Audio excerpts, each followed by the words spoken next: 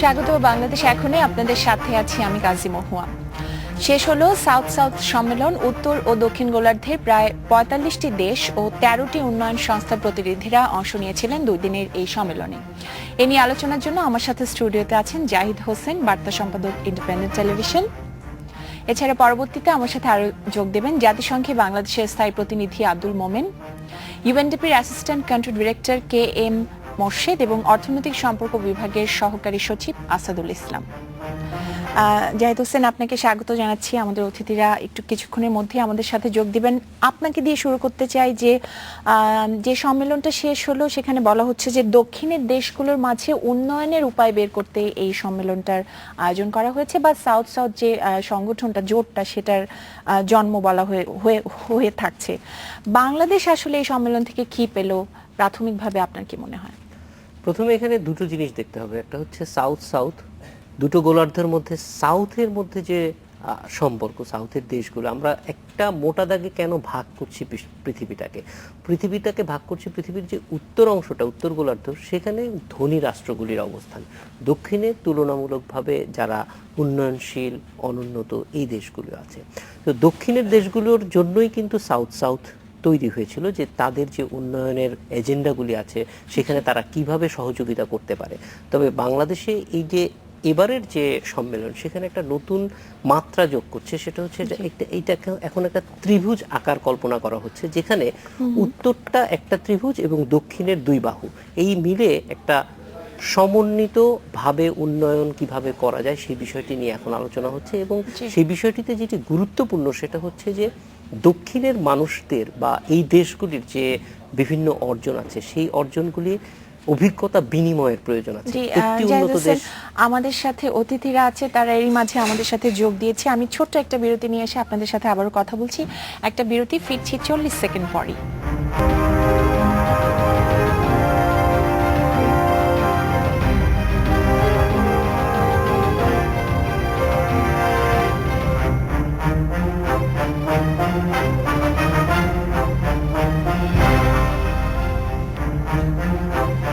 স্বাগত আরো একবার। আপনারা দেখছেন বাংলাদেশ এখন। আমাদের সাথে এতক্ষণ ছিলেন জাহিদ হোসেন, বার্তা সম্পাদক, ইন্ডিপেন্ডেন্ট টেলিভিশনেরই। ওনার সাথে যে বিষয়টা নিয়ে কথা বলছিলাম, আপনাকে দিয়ে শুরু করতে চাই। মোর্শেদ ভাই, যে সম্মেলনটা শেষ হলো, সাউথ সাউথ সম্মেলন, এই সম্মেলন থেকে বাংলাদেশের প্রাপ্তি কি, সেটা আসলে প্রাথমিকভাবে জানতে চাইবো। আচ্ছা, যদিও এই প্রশ্নটা মানে আসাদ ভাই বা স্যার আরো ভালো বলতে পারতেন। আমি যেভাবে দেখি ইউএনডিপির পার্সপেক্টিভ থেকে, বাংলাদেশের জন্য গ্লোবালি যেখানে হচ্ছে SDG, post development goal and so on, বাংলাদেশের জন্য কিন্তু বললে চলবে না, আমাদের 7 5-year প্ল্যান এই এখন ফাইনালাইজেশনের শেষের দিকে আছি আমরা। এই ডিসকাশনটা ছিল how to finance the development goals. Development goals আমরা যা নিচ্ছি, যে বাংলাদেশের জন্য যেসব, মানে আমি এসডিজি বাদ দিলাম, বাংলাদেশের জন্য যেগুলি গোল ঠিক করা হচ্ছে, এটা ফাইন্যান্সিংটা হবে, অর্থায়নের উপায়টা কি হবে, সেইখান থেকে বাংলাদেশের জন্য এটা খুবই অ্যাপ্রোপ্রিয়েট একটা টাইমিং, যেখানে আমরা শুধু আমাদের অভিজ্ঞতাই শেয়ার করি নেই। আমি দেখলাম প্রায় 60 জন মতো, 60টা দেশ এবং প্রতিষ্ঠান এসছিল গত 2 দিনে। তাদের কাছ থেকে যেগুলি আমরা শিখেছি, সেগুলি আমার ধারণা সরাসরি আমাদের 7 5-year প্ল্যানের কাজে লাগবে। পার্সপেক্টিভ প্ল্যানেরও সেকেন্ড হাফ শুরু হচ্ছে। আপনি জানেন যে আমাদের যে 2021-এর মধ্যে যে আমাদের মধ্যমায়ের দেশে উপনীত হওয়ার, সেই লক্ষ্যেই কিন্তু পার্সপেক্টিভ প্ল্যানটা বানানো হয়েছিল। লক্ষ্য ছিল যে পার্সপেক্টিভ প্ল্যান বা প্রেক্ষিত পরিকল্পনা বলছি বাংলা। আপনি যদি একটু বাংলা এবং সহজ করে বলেন আমাদের বুঝতে সুবিধা হয়। আমাদের প্রেক্ষিত পরিকল্পনা আছে যেটা 2021 পর্যন্ত, যার সেকেন্ড হাফটা শুরু হলো। সো দুইটা গুরুত্বপূর্ণ প্ল্যানিং ডকুমেন্ট, পরিকল্পনার যে নথি ডকুমেন্ট আমাদের আছে, সেই ইমপ্লিমেন্টেশনটার সাথে এইটা টাইমিংটা অদ্ভুত মিলেছে, যাতে মানে গ্লোবাল ডিসকোর্স, সেটা his Excellency the ambassador is here, উনি হয়তো আরো ভালো বলতে পারবেন। তো আমি দেখছি আমাদের পক্ষ থেকে, বাংলাদেশের আমাদের নিজস্ব স্বার্থের দিক থেকে আমরা যা শিখলাম, সেটা সরাসরি আমাদের এই যে মধ্যম মেয়াদী যে পরিকল্পনা, সেইটা ইমপ্লিমেন্টেশনে কাজে লাগবে। আপনার মন্তব্য জানতে চাইবো এক্ষেত্রে, যে আসলে আপনি কিভাবে ব্যাখ্যা করবেন এই সম্মেলন থেকে বাংলাদেশের অর্জনটাকে? বাংলাদেশ বর্তমানে south south high level committee of UN এর সেটার প্রেসিডেন্ট, এবং বাংলাদেশ এই সাউথ সাউথ ইস্যুটাকে সামনে নিয়ে যাচ্ছে, যে লিডার, বাংলাদেশ এটা লিডার, এবং অনেক আমাদের উপরে তাকায় আছে আমরা কি করি। আপনি জানেন যেটা উনি বললেন যে জুলাই মাসে ফাইন্যান্সিং ফর ডেভেলপমেন্টের সম্মেলন হচ্ছে আদিস আবাবাতে, আর সেপ্টেম্বরে আমাদের সাস্টেনেবল ডেভেলপমেন্টের যে আপনার আমরা যেগুলো লক্ষ্যমাত্রা ঠিক করেছি সেইগুলো অ্যাপ্রুভ হবে। এর পূর্বে আমরা ঢাকায় যেটা করলাম এই সম্মেলনে প্রায় 45 দেশের সদস্য রাষ্ট্র আসছেন, সাউথ সাউথ কান্ট্রিজ, এবং তাছাড়া নর্থেরও অনেক এসেছেন। দেন যেটা হয়েছে প্রায় 238 জন লোক এসেছেন এখানে। আমাদের এই ডেলিভারেশনগুলো আমরা চাই যে এফডিডি যেটা হবে আদিস আবাবায় সেইখানে ইনক্লুড করার জন্য। আমাদের অনেকগুলো দাবি আছে, এই দাবি যদি হয় তাহলে আমাদের আপনার উন্নয়নটা ত্বরান্বিত হবে এবং সারা বিশ্বে এই উন্নয়ন ত্বরান্বিত হবে। তা আমরা সেই একটা লিডারশিপ রোলে আছি। যেমন ধরুন আমরা একটা প্রস্তাব করেছি এমডিজিতে, আমরা দেখলাম যে এমডিজিতে 8টি গোল ছিল। একটি গোল ছিল এমডিজি 8, এই পার্টনারশিপ অ্যান্ড কোলাবোরেশনের কথা ছিল, কিন্তু ওর কোনো অ্যাকাউন্টেবিলিটি কোথাও হয়নি, এটার মনিটরিং করার কোনো সিস্টেম নাই। আমরা এই সাস্টেনেবল ডেভেলপমেন্ট যে 17টা গোল হচ্ছে সেই মিনস অফ ইমপ্লিমেন্টেশন আমরা করছি, সেইখানে আমরা একটা প্রস্তাব করেছি, এইটা আমরা এফএফডিতে ঢুকাতে চাই, এসডিজি তে আমরা ঢুকাতে। সেটা হচ্ছে যে আমরা একটা finance and development ministers forum করতে চাই, যারা পিরিয়ডিক্যালি বসবেন, বসে দেখবেন, they will evaluate and monitor যে আমরা যেগুলো লক্ষ্যবস্তু নির্ণয় করেছি, both for develop and developing country, both for south and the north, এগুলো কদ্দূর অগ্রসর হয়েছে। আর দ্বিতীয়ত যেটা হচ্ছে যে এই যে আমরা বিরাট প্রোগ্রাম নিয়েছি, আমরা কি ধরনের বিশ্ব চাই, সেই জন্য অনেক টাকার দরকার। সেই টাকা শুধু নর্থ একা দিতে পারবে না, নর্থের সীমিত সম্পদ, সেই জন্য আমরা সাউথের শুধু টাকা না, আমরা বলি মোবিলাইজেশন অফ রিসোর্সের মধ্যে আছে টাকা আছে, রিসোর্সের মধ্যে টেকনোলজি আছে, রিসোর্সের মধ্যে ট্রেড ব্যারিয়ার্সগুলো সেগুলো দূর করলে, রিসোর্সের মধ্যে মাইগ্রেশনের কথা আছে, রিসোর্সের মধ্যে যেগুলো আমাদের দুষ্ট লোকগুলো বিদেশের ব্যাংকে জমা রাখে টাকা, সেইগুলোর কথা আছে, রিসোর্সের মধ্যে আপনার ফিলান্থ্রপিক যে পাবলিক প্রাইভেট পার্টনারশিপ আছে, সাউথগুলোর মধ্যে রিসোর্স রয়েছে, সেই রিসোর্সগুলোকে কেমনি তুলে আনা যায় সেটা নিয়ে আমরা আলাপ। আপনার কাছে ফিরছি আমি, আসাদুল ইসলাম, আপনার কাছে একটু জানতে চাইবো যে আমরা কিন্তু এই ধরনের আরো বেশ কিছু জোটের কথা জানি, যেমন সার্ক আছে, আসিয়ান আছে, যেই সমস্যাগুলো বা যেই উন্নয়নের কথাগুলো সাউথের ক্ষেত্রে বলা হচ্ছে, সাউথে যে লক্ষ্য তাদেরও লক্ষ্য মোরালেস একই রকম, তারা যে সমস্যাগুলো সমাধান করতে পারছে না, সাউথ সেটা কিভাবে পারবে বলে আপনার মনে হয়? হ্যাঁ, আপনি ঠিকই বলেছেন। যেমন সার্ক, এটাও একটা দক্ষিণের দেশগুলির মধ্যে একটা সহযোগিতার একটা কাঠামো। তো সার্কটা কিন্তু আমি বলছি না যে সার্ক একদম কাজ করছে না, সার্কের কিন্তু অনেক ক্ষেত্রে কাজ হচ্ছে। হয়তো কোনো ক্ষেত্রে সার্কের কাজটা একটু বেশি দেখা যাচ্ছে, কোনো ক্ষেত্রে হয়তো একটু কম হচ্ছে। এখানে একটা বিষয় আসে, যেটা হচ্ছে যে ট্রায়াঙ্গুলার কোঅপারেশনের একটা বিষয় আছে, যেটাকে ত্রিমুখী আমরা বাংলায় বলার চেষ্টা করছি। যে হয়তো দেখা গেল যে সার্কের 2টা কান্ট্রির মধ্যে যে সহযোগিতার ক্ষেত্রটা আমরা আইডেন্টিফাই করলাম, সেখানে দেখা যাচ্ছে যে হয়তো আমাদের টেকনোলজির দিক থেকে সেখানে আমরা পাচ্ছি না, 2টা দেশের মধ্যেই সেই টেকনোলজিটা নাই, সেই অ্যাডভান্স নলেজটা আমাদের নাই। সেইখানে একটা নর্থের মানে উত্তরে একটা উন্নত দেশ এসে সেখানে আমাদেরকে হেল্প করতে পারে। তো এই দিক থেকে যদি আমরা দেখি, তাহলে দেখা যাবে যে এই সমস্ত যে আঞ্চলিক যে সহযোগিতা কাঠামোগুলি আছে, সেগুলিকে আরো কার্যকরী করার জন্য, সেগুলিকে আরো ইফেক্টিভ করার জন্য, ফলদায়ক করার জন্য দেখা যাবে যে যদি আমরা খুব গভীরভাবে দেখি, দেখা যাবে যে এই সমস্ত কাঠামোর মধ্যে, যেমন কৃষিতে ধরেন, শিল্পে ধরেন, আমাদের আরো অ্যাডভান্স টেকনোলজি দরকার। কারণ আমাদের ধরেন সম্পদ সীমিত, আমাদের এই সীমিত সম্পদের মধ্যে আপনাকে যদি কৃষির ক্ষেত্রেই ধরেন, যেমন খাদ্য নিরাপত্তা আমাদের অনেক মানে এখন অনেকটা ভালো পজিশনে চলে আসছে, কিন্তু এটাকে ধরে রাখতে হবে। এটা কিন্তু খুবই, এটাকে যদি আমি মনে করি যে না এটা হয়ে গেছে, তাহলে কিন্তু ভুল হবে। এটাকে আমি ধরে রাখতে হলে আমাকে উন্নত প্রযুক্তিতে যেতেই হবে, সেটা কৃষি বলেন বা শিল্প বলেন।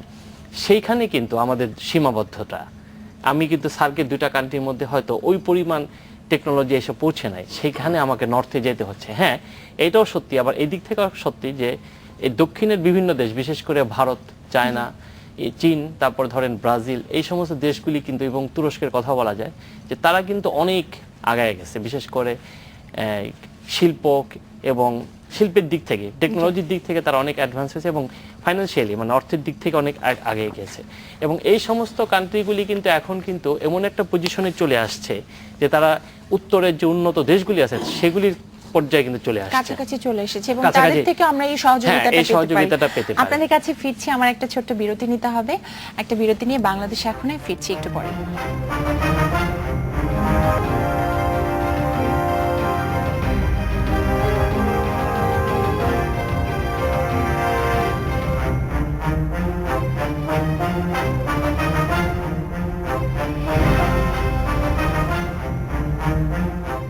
স্বাগত আরো একবার, আপনারা দেখছেন বাংলাদেশ এখন। জনাব কে এম মোর্শেদ, আমি আপনার কাছে যে প্রশ্নটি করতে চাই যে এই সম্মেলনটি এবার বাংলাদেশে হওয়ার পেছনে কোনো স্পেসিফিক কারণ আছে কিনা, না এটা জাস্ট একটা শিডিউল অনুযায়ী হয়েছে? না, আমার ধারণা একটা তো হচ্ছে ইমিডিয়েট যেটা কারণ, সেটা হচ্ছে যে honourable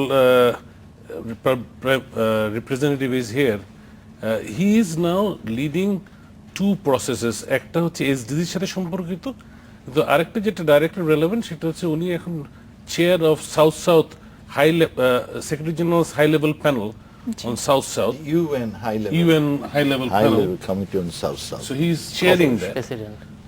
So as the head, it made all the sense to have this conference here. But তার চেয়ে আমার কাছে মনে হয় যে আরো দুটো কারণ যে দুটো আমি অ্যাড করতে চাই। একটা হচ্ছে বাংলাদেশ এমডিজি অর্জনে অসামান্য সাফল্য দেখিয়েছে। এমডিজির যে 7টা গোল আমাদের জন্য রেলেভেন্ট ছিল, তার প্রত্যেকটা গোলই বাংলাদেশ পৃথিবীর হাতে গোনা যে একটা দেশের অংশ যারা এই লেভেল থেকে শুরু করে এমডিজি অর্জন করেছে, যে লেভেল থেকে আমরা শুরু করেছিলাম। কিছু কিছু গোল, যেমন ম্যাটারনাল মর্টালিটি, খুব বেশি দেশ নাই পৃথিবীতে যারা এলডিসি এবং দে আর গোয়িং টু অ্যাচিভ। আমরা হচ্ছে one of this few countries. So এখন যেহেতু এই ডিসকাশনটা, এই যে আলোচনা হচ্ছে ফাইন্যান্সিং ফর ডেভেলপমেন্ট, এটা কিন্তু সরাসরি related with the post MDG goals, যে এই থেকে শিক্ষা নিয়ে কি করে পোস্ট 2015 গোল ইমপ্লিমেন্ট করা যায়।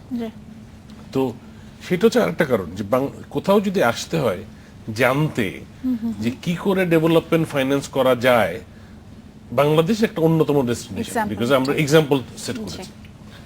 থার্ড, এখন একটা গ্লোবাল ডিসকাশন আছে যে ট্রেডিশনালি আগে যেভাবে আমরা রাস্তাঘাট করে উন্নয়ন করতাম, সেই উন্নয়ন দিয়ে আমাদের যে অর্থ আছে সেটা দিয়ে অত উন্নয়ন করা যাবে না।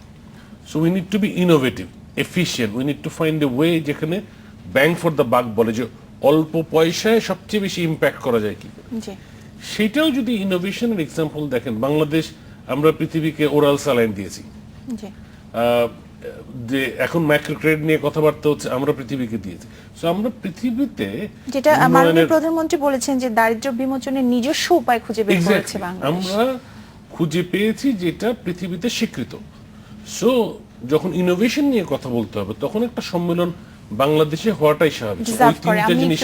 জি, জনাব আব্দুল মোমেন, আপনার কাছে যেটা জানতে চাইবো যে বাংলাদেশ কবে থেকে এই সাউথ সাউথের এটার একটা পার্ট হলো, এবং রিসেন্ট ইয়ার্সে যে একটা পূর্বমুখী পররাষ্ট্রনীতির কথা আমরা বিভিন্ন জায়গায় আলোচনায় শুনে থাকি, এটার সাথে এটার কোনো রিলেশন আছে কিনা?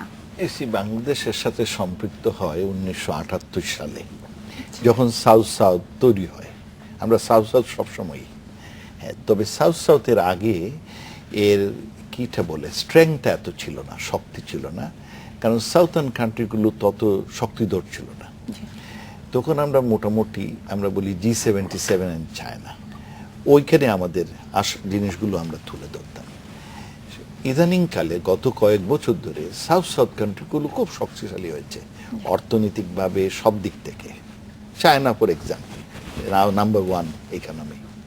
তো এর ফলে সাউথ সাউথের উপরে যারা আপনার ধনিক দেশ, তারা এখন অনেকটুকু মনে করে যে south south should help themselves, কারণ তাদের এমন ধনিক দেশগুলো যারা আমাদের development partners, development European Union 27টা দেশ, তারপরে ইউএসএ, কানাডা, নিউজিল্যান্ড, অস্ট্রেলিয়া, হ্যাঁ, এরা মনে করে এরা তো অনেক শক্তিশালী, সুতরাং দে শুড হেল্প।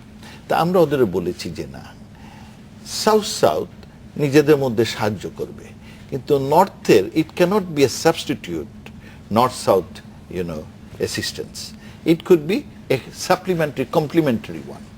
আচ্ছা, দ্বিতীয় আপনি যেটা আরেকটা প্রশ্ন করেছেন উনাকে, যে উনি যেটা বললেন যে দেখেন আমরা অল্প পয়সায় ভালো কাজ করি। ইউএনডিপির রিপোর্ট অনুযায়ী আমরা যখন এমডিজি করি তখন ওরা বলেছিল যে জনপ্রতি $112 লাগবে, এমডিজি গুলো যদি প্রতি বছর জনপ্রতি $112 লাগবে to achieve the MDG goals. আমরা $8-9 মধ্যে আমরা এমডিজি গোল অনেক বেশি পার্থক্য, যেটা আসলে পার্থক্য মানে কি, কোথায় 112 আর আমরা $8-9 মধ্যে। Bangladesh is a magic. হ্যাঁ, আচ্ছা, আরেকটি জিনিস হচ্ছিল যে এই সাউথ সাউথ আপনার আমরা এটার সাথে সম্পৃক্ত অনেক দিন ধরে, কিন্তু যখন আমাদের দেশে ইলেকশন হলো 2014 সালে, এরপর প্রথম ইলেকশন আমরা ইউএনওতে করলাম সাউথ সাউথে প্রেসিডেন্ট হওয়ার জন্য, সেখানে আমরা জয়লাভ করলাম এবং জয়লাভটা আপনার 150টা দেশ। বাংলাদেশের বাংলাদেশের নেতৃত্বের প্রতি they have develop a confidence, বিশ্বাস জোগাড় করা, মনে করলো যে বাংলাদেশকে নেতৃত্ব দিলে they can promote the south আপনার এই সাউথ সাউথের ইন্টারেস্টটা।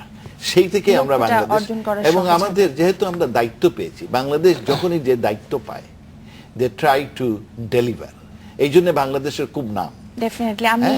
আমরা দায়িত্ব, আমি শেষ করি এটা, দায়িত্ব পাওয়ার পরে এই যে আমরা ঢাকায় সম্মেলনটা করলাম, এটা হচ্ছে যাতে আমাদের একটা স্ট্রং ইম্প্যাক্ট থাকে। এখানে আরো যারা অ্যাটেন্ড করেছেন, কে অ্যাটেন্ড করেছেন, এই যে ফিনান্সিং ফর ডেভেলপমেন্টের যিনি co chair, he is here, he came, আমাদের বক্তব্য শুনেছেন, ইনি তখন ওখানে গিয়ে এই এফএফডির মধ্যে এটা ঢুকাবেন।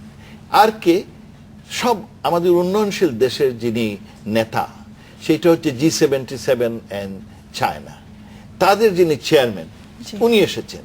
উনি এইগুলো শোনার পরে আমাদের পক্ষ হয়ে ওখানে ওকালতি করবেন, করে যাতে আমাদের স্বার্থগুলো, critical issues of the south and Bangladesh, এগুলো যাতে এই এসডিজি কেএফএফডি সেইগুলোতে থাকে, সেই জন্য ইট ইজ ভেরি ইম্পর্টেন্ট। জি, বুঝতে পেরেছি, ধন্যবাদ। আমি আসাদুল ইসলাম, আপনার কাছে যে প্রশ্নটা আমি আব্দুল মোমেনকে করেছিলাম, একই প্রশ্ন করব যে পূর্বমুখী একটা পররাষ্ট্র নীতির দিকে ঝুঁকছে বাংলাদেশ বলে আমরা অনেকদিন ধরে আলোচনায় শুনছি, এটা কোনোভাবে এটার সাথে রিলেটেড কিনা? আপনার কাছে উত্তরটা নিব, কিন্তু আমার একটা বিরতি নিয়ে এসে তারপর উত্তরটা নিতে হবে।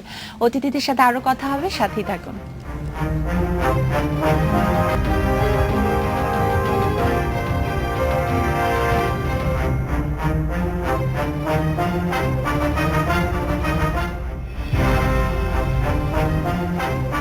স্বাগত আরো একবার, আপনারা দেখছেন বাংলাদেশ এখন। জনাব আসাদুল ইসলাম, আপনার কাছে বিরতির আগে আমি জানতে চেয়েছিলাম যে এটা নতুন কোনো মেরুকরণের উদ্ভব হচ্ছে কিনা, এবং যদি হয়ে থাকে সেক্ষেত্রে বাংলাদেশের জন্য কোনো চ্যালেঞ্জ এর মধ্যে আছে কিনা। না, আমি এখানে কোনো নতুন মেরুকরণ দেখছি না, কারণ সাউথ যে দক্ষিণ যে সহযোগিতাটা, এটা একটা মানে গ্লোবাল প্রসেস, একটা বিশ্ব প্রক্রিয়া আর কি, বিশ্বায়ন প্রক্রিয়া আর কি। কাজে এটা একটা অ্যাপ্রোচ, এখানে দক্ষিণের সব দেশই এটার সাথে জড়িত এবং সবাই চাচ্ছে তাদের এই জিনিসটাকে। যখন আমরা সাউথ বলছি তখন আসলে দক্ষিণের সব দেশ বলছেন কিন্তু আমরা তো আবার না, নর্থকে আমরা বাদ দিচ্ছি না, আমরা তো বলছি দক্ষিণ এবং ত্রিমুখী সহযোগিতা। ওই যে আমি বলেছিলাম যে এটা যে দুইটা সাউথের কান্ট্রির মধ্যে যখন নাকি একটা কোঅপারেশন হয়, তখন যদি আমরা দেখি যে হ্যাঁ আমাদের এই ক্ষেত্রে প্রযুক্তিগত দিক থেকে আমাদের কিছু লিমিটেশন রয়ে গেছে, যেমন ধরেন ক্লাইমেট চেঞ্জে যে গ্রিন টেকনোলজি যেটাকে বলে, সেই টেকনোলজিটা কিন্তু খুব সফিস্টিকেটেড একটা টেকনোলজি, খুবই উন্নত মানের একটা টেকনোলজি। এটা কিন্তু সাউথের কান্ট্রিগুলি সবার কাছে নেই।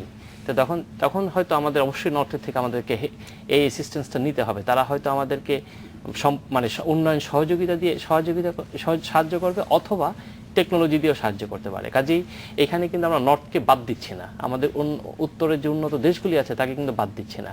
কাজেই এইটার সাথে ওইটাকে মিলানো মেরুকরণ হচ্ছে না, কারণ তাদেরকে নিয়েই কিন্তু আমরা কাজ করতে চাচ্ছি। এই যে ঢাকার যে হাই লেভেল মিটিংটা হচ্ছে, এটা কিন্তু বলাই আছে সাউথ অ্যান্ড ট্রায়াঙ্গুলার কোঅপারেশন কিন্তু আমরা এখানে রেখে দিছি। আমরা কিন্তু শুধু সাউথ কোঅপারেশন এনে কিন্তু জিনিসটাকে থামিয়ে দিইনি, ট্রায়াঙ্গুলার কোঅপারেশন আছে। কাজে এটা একসাথে, কাজে সবগুলি মানে দক্ষিণ দেশগুলির মধ্যে সহযোগিতা, এবং এই সহযোগিতাটাকে আরো প্রমোট করতে পারে, সম্প্রসারণ করতে পারে, আরো শক্ত ভিত্তি দিতে পারে এই উত্তরের দেশগুলিও। তারা আমাদেরকে এই ব্যাপারটা আরো ভালোভাবে হেল্প করতে পারে। কাজে এটা ওইভাবে কোনো মেরুকরণ দেখা যাবে সেভাবে হচ্ছে না। জি, আমি কে মোর্শেদ আপনার কাছে এটা জানতে চাইবো যে সাউথের কথা বলা হচ্ছে, কোন কোন ক্ষেত্রে আসলে সহযোগিতার কোন কোন ক্ষেত্রে সাউথ ভূমিকা রাখতে পারে? যেমন স্পেসিফিক্যালি আমি যদি জিজ্ঞেস করতে চাই যে উচ্চ শুল্ক হারের কারণে বাংলাদেশ অনেক পণ্য রপ্তানি করতে পারছে না বাইরের বিভিন্ন দেশে, অনেক দেশে, এসব ক্ষেত্রে সাউথ কোনো ভূমিকা রাখতে পারে কিনা?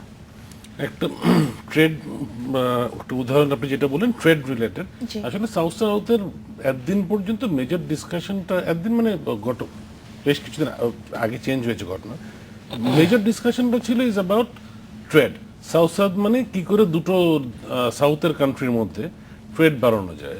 আপনি অনেকেই হয়তো জানেন না যে বিভিন্ন দেশ, বাংলাদেশ এক সময় ছিল যে আমাদের সাথে আমাদের নেইবারদের যে ট্রেড, সেইটা আমাদের সাথে দূরবর্তী দেশের ট্রেডের চেয়ে অনেক কম ছিল।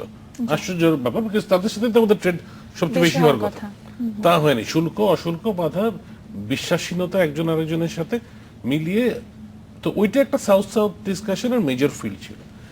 সেইটা থেকে আমরা আরো এক্সপান্ড করে নতুন জায়গায় এসেছি। আমি আপনাকে কংক্রিট এক্সাম্পল দিই। আমরা ইউএনডিপি, বাংলাদেশের দুর্যোগ ব্যবস্থাপনা মন্ত্রণালয় এবং চায়নার ডিজাস্টার মিনিস্ট্রি, এই তিনজনে মিলে এক ধরনের কোঅপারেশন করছি, যাতে করে বাংলাদেশ সরকার এবং বাংলাদেশের বন্যা নিয়ন্ত্রণ এবং বন্যা ব্যবস্থাপনার যে প্রযুক্তি, যে জ্ঞান, সেইটা যাচ্ছে হচ্ছে চায়নায়। চায়না থেকে আমরা আনছি ভূমিকম্প প্রস্তুতি যে জ্ঞান, যেটা আমাদের কাছে, আমাদের তেমন নাই, চায়নার আছে। So it's a south cooperation supported by UNDP. So UNDP একটা দেশ না হলেও একটা মাল্টিল্যাটারাল এজেন্সি হিসেবে এইটাও এক সেন্সে ত্রিমুখী সহযোগিতা, যেখানে সাউথেই শেষ হচ্ছে না। UNDP is also facilitating this. কোনো কোনো ক্ষেত্রে বাংলাদেশের আরেকটা এক্সাম্পল দেয় আরো কংক্রিট, সেটা হচ্ছে recently Bangladesh government signed A MoU with Maldives. মালদ্বীপের সাথে একটা সরকার লেভেলে এমইউ সাইন হয়েছে। এমইউ এর বিষয়বস্তু হচ্ছে, বাংলাদেশে আমরা জানেন যে আমাদের ইউনিয়ন পর্যায়ে যে ডিজিটাল সেন্টার আছে, সেই প্রযুক্তিটা মালদ্বীপ ইউজ করতে চায়। মালদ্বীপের সমস্যা একই সমস্যা, যে ওরা প্রত্যন্ত অঞ্চলে, ওদের ছোট ছোট দ্বীপ ছড়িয়ে ছিটিয়ে আছে, ওইখানে কম্পিউটার নাই, দরিদ্র লোক, কম্পিউটার নেওয়া যাচ্ছে না। কিন্তু বাংলাদেশে আমরা করেছি এটা ইউনিয়ন সেন্টারের মাধ্যমে। সো ওরা বাংলাদেশে একটা এমওইউ করেছে। That MOU is supported by UNDP and USAID. এই হেল্পগুলো হচ্ছে আসলে। সো এটা এখন বিস্তৃত একটা সহযোগিতা। আমি একটু এখন আব্দুল মোমেন, যেটা আপনার কাছে জানতে চাইবো যে বলা হচ্ছে বাংলাদেশে মাথাপিছু আয় বেড়েছে $1,314, দারিদ্র্যের হার কমে 24% নেমে এসেছে, যেটা আরো কমানোর অঙ্গীকার করা হচ্ছে। অনেক বড় অর্জন বলা হচ্ছে এগুলো। তারপরও রেলেভেন্ট যে ইস্যুটা এসে যায়, মানব পাচারের ইস্যুটা, অবৈধ অভিবাসীর ইস্যুটা, যেটা গত কিছুদিন ধরে চলছে, অনেক জোরালো ভাবে সামনে আসছে। এটার ক্ষেত্রে সাউথের ভূমিকা কিরকম, বা কি ভূমিকা হতে পারে? এটা খুবই দুঃখজনক যে আমাদের বহু নাগরিক আপনার ইল্লিগ্যাল পথে এবং অনেক সময় আদম ব্যবসায়ীদের খপ্পর পড়ে আপনার বিদেশে বাড়ি দেন, গিয়ে অসুবিধায় পড়েন। এই ক্ষেত্রে সাউথ নিশ্চয়ই একটা ভালো কাজ করতে পারে। এবং আই থিঙ্ক এই যে আমাদের সম্প্রীকালে যেটা হয়েছে, সেই জন্য Bangladesh could take a lead role to have a regional conference as to how to resolve. সেটা আমরা শুধু একলা করলে হবে না, তার সাথে আপনার মালয়েশিয়া, তার সাথে ইন্দোনেশিয়া, তার সাথে মায়ানমার, তার সাথে ভারতীয়, তার সাথে আমরা একটা রিজিওনাল কনফারেন্স করে এইটা কিভাবে আমরা কি করতে দূর করতে পারি। সাউথের একটা segment of countries can help. আপনি এর সাথে বলেছেন যে আমাদের ইনকাম বেড়েছে। হ্যাঁ, ইনকাম বেড়েছে। ইনকাম বাড়ার ফলে আমাদের আপনার আর দুনিয়ার সাথে আমাদের সম্পর্ক বেড়েছে। সেই কারণে মানুষ, আমাদের লোকরা খুবই কিন্তু ডায়নামিক, ভেরি এন্টারপ্রাইজিং। সুতরাং তারা ভাবছে যে বিদেশে গিয়ে, কারণ দেখেছে প্রতিবেশী বিদেশে গিয়ে বেশ ভালো অবস্থায় আছে, তারাও সুযোগ নিচ্ছে। They are very what should I say motivated people. যারা বিদেশে যায় এরা কিন্তু খুবই মোটিভেটেড পিপল। এই মোটিভেটেড, দেখেন একটা জিনিস আমরা ইউজ করতে পারছি না। কিন্তু একটা জিনিস বলি, দুনিয়াতে, এই দুনিয়ার উন্নয়নের পিছনে হচ্ছে, আগের যুগে there was free mobility of human being, free mobility of trade. আপনার এই যে প্রোডাকশনের যে মেজর ইনপুট হচ্ছে হিউম্যান রিসোর্সেস। আনফরচুনেটলি আমরা বিভিন্ন রকম ব্যারিয়ার, কৃত্রিম ব্যারিয়ার ক্রিয়েট করেছি। ওয়ার্ল্ড ওয়ারের আগে কোনো ধরনের ভিসা ছিল না, পাসপোর্ট ছিল না, you can move around the world, this how people did. আমরা আগামীতে এমন এক বিশ্ব চাই এই ব্যারিয়ারগুলো, এই কৃত্রিম ব্যারিয়ারগুলো দূর করে, কারণ এই হোল গ্লোবাল ভিলেজ, এই ভিলেজটা সবার জন্য। এবং আমরা যেটা করতে যাচ্ছি এখন, এই যে আগামীতে আমরা এই সেপ্টেম্বরে যে বড় সিদ্ধান্ত হবে, সেইখানে আমরা চাচ্ছি এমন একটি আমরা বিশ্ব করতে পারি, ভবিষ্যৎ করতে চাই যেখানে ইনইকুয়ালিটি কমবে। আমি আরেকটু স্পেসিফিক্যালি আপনার কাছে যেটা জানতে চাইবো, যে আপনি বলছেন যে সমন্বিতভাবে দেশগুলো একটা উদ্যোগ নিতে পারে মানব পাচার অবশ্যই রোধে, নিতে পারে। সেটা কি ধরনের উদ্যোগ হতে পারে? যে এটা একটা বড় সমস্যা। দেখেন আপনার ইটালিতে যখন এই যে সিরিয়া এবং লিবিয়ার লোকগুলো এবং সোমালিয়ার লোকগুলো ইটালির যতে আসলো, ইটালি করলো কি, সাথে সাথে সিকিউরিটি কাউন্সিল একটা রেজলিউশন নিয়ে আসলো। তারপরে সাথে সাথে তারা এই সব ইউরোপিয়ানরা, এই দেশগুলো মিলে একটা রিজিওনাল কনফারেন্স করলো, বললো যে এইগুলোরে দেখাশোনা, লোকগুলো মরে যাচ্ছে, এইগুলোরে রিহ্যাবিলিটেট করার দায়িত্ব আমার একার না, সবাই মিলে করবে, এবং they made a pretty good outcome. আমাদেরও হয়তো এই ধরনের একটা ব্যবস্থা নিতে হবে, কারণ it is not a singular. আমার কিছু লোক আছে, রোহিঙ্গারও লোক আছে, মায়ানমারের লোক আছে, but we have to work together two resolve the issue. একা করা বড় কঠিন। হ্যাঁ, আমি বর্ডারে যদি আপনার ওয়াল তৈরি করে দেই, that is not the solution. Solution হচ্ছে গিয়ে we have to create a conducive environment with, যে সাগরে ফেলে দেবে না। দেখেন কিরকম মন মানসিকতার লোক হলে সাগরে ফেলে দেয়। জি, তাদেরকে ফিরিয়ে দেওয়া হচ্ছে কোন রকম, ফিরিয়ে দেয়, সাগরে নিয়ে দিয়ে দিচ্ছে, তাদের খাওয়ার দাওয়ার করে বাদ দিয়ে তাদের এই মন মানসিকতা হয়েছে খুবই দুঃখজনক। এই জন্য we should have a regional conference and discuss this issues and see why such a bad thing happen. আপনি বলছিলেন আসাদুল ইসলাম যে আজকে আপনাদের কনফারেন্সে, সম্মেলনে এই বিষয়টা নিয়ে কথা উঠেছিল, সেই বিষয়টা নিয়ে একটু জানতে চাইবো। কথা উঠেছিল মানে এখানে আসছিল বিষয়টা যে একটা, যে এই সাউথের মধ্যে এই কোঅপারেশনের বিষয়টা, যে এটা এই যে সংশ্লিষ্ট দেশগুলি যারা এখানে জড়িত, যেটা মাননীয় রাষ্ট্রদূত বললেন যে এই বিষয়টা, যে দেশগুলি কথা বললেন, যে এই দেশগুলিকে নিয়ে, এই অঞ্চলে যে দেশগুলিকে নিয়ে যে এটা কিছু করা যায় কিনা, এরকম একটা ধারণা দেওয়া হয়েছে। এটার উপর ডিসকাশনটা এরকম হয়নি, কারণ আমাদের এই হাই লেভেল মিটিংটা কিন্তু ওইটাকে না কেন্দ্র করে না, আমাদের এটা ভেরি স্পেসিফিক, এটা শুধুমাত্র আলোচনা, ফাইন্যান্সিং ফর ডেভেলপমেন্ট, সেই আপনাদের সাথে ফিরছি আলোচনায়। আমার একটা বিরতি নিতে হবে, একটা বিরতি নিয়ে ফিরে আসছি, একটু পরে সাথেই থাকুন।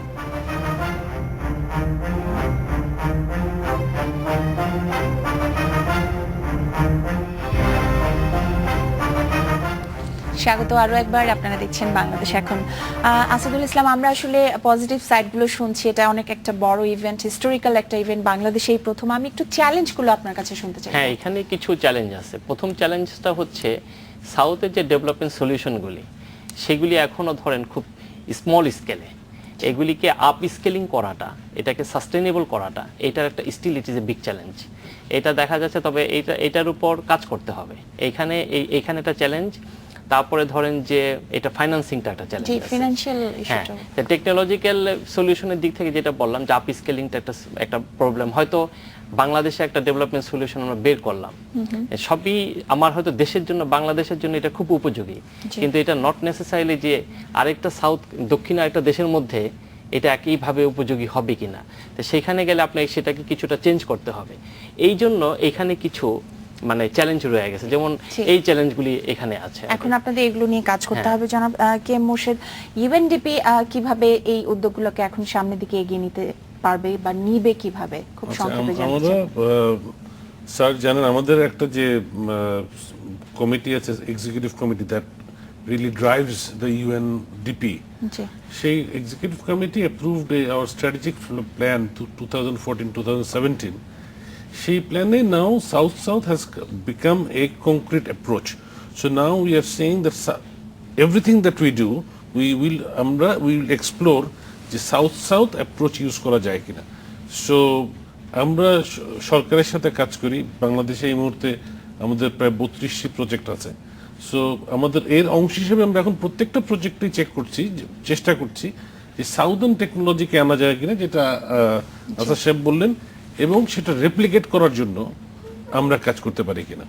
So this is firmly in our now psyche, the blood if you may of unity. Abdul Momen, যেখানে শুরু করেছিলাম অর্থায়নের উৎস বা উপায় খোঁজার কথা বলা হচ্ছে, মাননীয় প্রধানমন্ত্রী যেটা বলেছেন, ধনী দেশগুলো সহযোগিতা ছাড়া আর কি কি উপায় আসলে খুঁজে বের করার কথা আলোচনা হয়েছে, ছোট্ট করে জানতে চাইবো। ধরুন একটি আমাদের বলি যেমন রেমিটেন্স, আমাদের বাংলাদেশের যথেষ্ট রেমিটেন্স আছে। রেমিটেন্স বিদেশে পাঠাতে গেলে প্রায় 10% কস্ট হয়, রেমিটেন্স কস্ট। আমরা যদি কস্টটাকে 1% নিয়ে আসি, তো ধরুন আপনার এখন প্রায় অলমোস্ট 600 বিলিয়ন নেক্সট ইয়ারে টোটাল গ্লোবাল রেমিটেন্স হবে। আমি যদি এই 10% কমাতে পারি, $60 বিলিয়ন আমি সংগ্রহ করতে পারি। আমি এই ডেভেলপ, বিশেষ করে এলডিসির জন্য মাত্র $43 বিলিয়ন আমাদের নর্থরা দেয়, আর আমি এখানে 60 বিলিয়ন পেয়ে যাচ্ছি, নিজের খুব খাটনি নাই। আরেকটি নর্থকে বুঝাতে হবে, কারণ তারা আমাদের থেকে বেশি এই পয়সাগুলো নেই।